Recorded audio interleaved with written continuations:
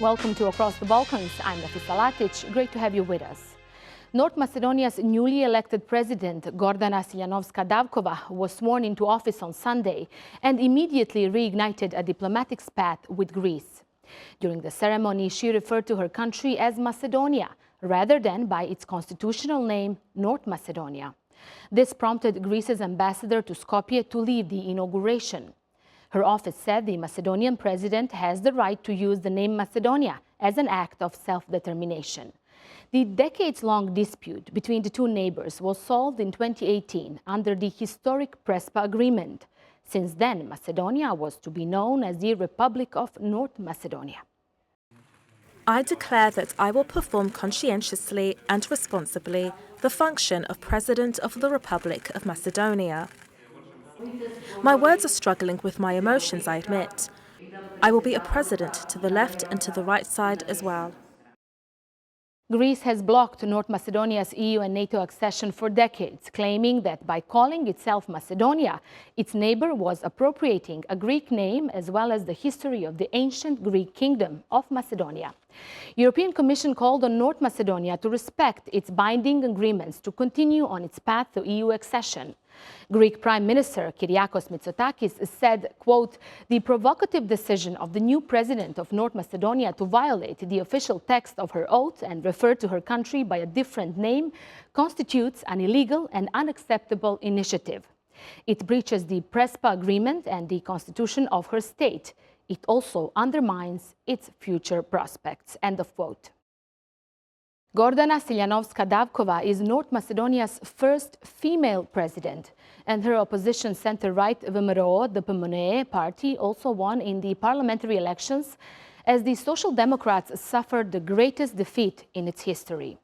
Many believe the political shift from left to right in the country was fueled by a lack of progress towards membership to the European Union. However, there are concerns that the Nationalist Party's success will set an even more rocky road for the EU accession. They refuse the agreement with Greece on the country's new name, as it seems, and stand firm in an ethnic crisis with Bulgaria, which led Sofia to block North Macedonia's talks with the bloc for the past 2 years. A lot to unpack here. Let's cross to Skopje. Ljubcho Petkovski is there for us. He is a political scientist. Great to have you with us, Mr. Petkovski, on Across the Balkans. I want to start with asking you why would Gordana Siljanovska Davkova want to start her mandate with a diplomatic scandal? She must have expected this kind of reaction from Greece. I think the reaction was expected, and the scandal, as you put it, was calculated by the new president of North Macedonia. It's a clear political logic. She wants to please her voters because she promised in the pre-electoral campaign that she will never use the constitutional name of the country, which she does not support. But the thing is, she didn't only violate the agreement, Prespa agreement with Greece, she also violated her own country's constitution. Am I right? And will she face consequences? Personally, I think that she violated the constitution because the constitutional name of our country is North Macedonia. Of course, we can use the name Macedonia in informal settings. But Ms. Siljanovska, she's an official. I mean, she should have used the official name of the country. But as I said, I think that this scandal or this breach of both the Constitution and the Prespa agreement was a calculated one and it's also, it was also a message to both the domestic public and the foreign public about how her general policy will look like and what the direction of her general policy is going to be in the future. So are we looking into return of those old days when Greece and North Macedonia were at odds for a long time? Is that the signal that she wanted to send to Athens? Yes, because Macedonia solved very difficult bilateral disputes with neighbors, both with Greece and Bulgaria.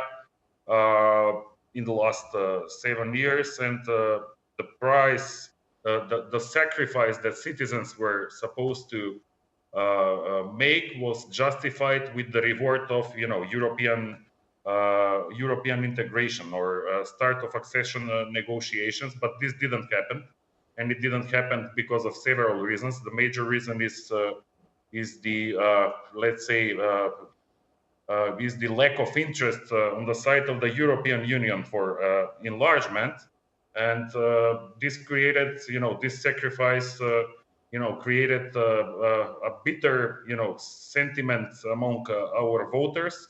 And during the campaign, both the Siljanovska, President Siljanovska, and the party VMRO DPMNE capitalized on this sentiment. So yeah, I don't think that. So Ljupcho, this is what people want. I mean, they had very open, the opposition, I mean, they had very open pro-nationalistic agenda, and they managed to receive so many votes. So this is what the Macedonian people want. They want to go back to the old days. I don't think they want to go back to the old days. Not all of the people, not all of the voters. I think that the dominant motive of these elections was revenge. And revenge doesn't last for long. And I think that VMRO DPMNE capitalized on this desire for revenge of the voters. They wanted to punish the elites that didn't deliver. The elites that were in a way manipulated by the European Union. And of course, voters wanted to send signal also to the European Union. It's like too much. It's been too much message, I would say. Right, right. Of course, the parties and VMRO DPMNE and Siljanovska manipulated this, I would say, legitimate feelings and framed them in a nationalist rhetoric. But I don't think that this consensus is a very, it's predominantly nationalist one. It's much more about this legitimate, I would say, legitimate feelings of disappointment that were articulated through a nationalist, let's say, rhetoric. So where does all this leave the spat with Bulgaria that is yet to be solved? The opposition's leader, Hristijan Mickoski, he called the deals made by the ruling Social Democrats humiliating. So what will be their next steps regarding these agreements? Nothing will happen. I mean, nothing will happen. In one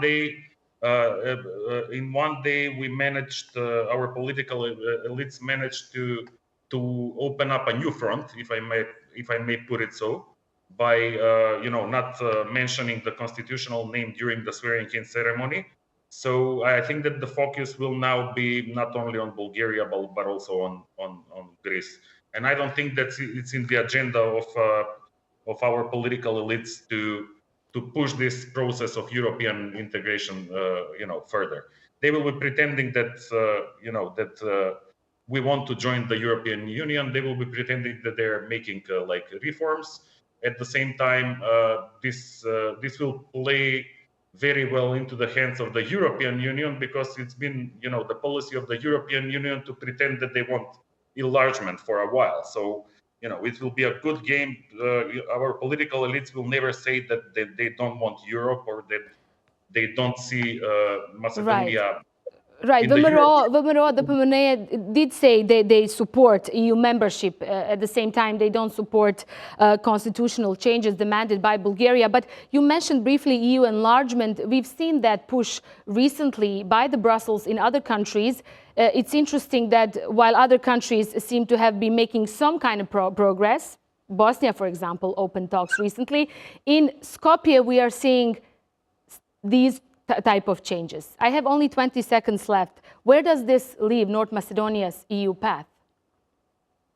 Nowhere. As I said, the game will not change. Our political elites will be pretending that they want to join the European Union. The European Union, on the other side, will be pretending that there is, policy of enlargement, or that there is interest on their side for enlargement. Ljupcho Petkovski, thank you so much for explaining all this for us and for coming in on Across the Balkans. I appreciate it.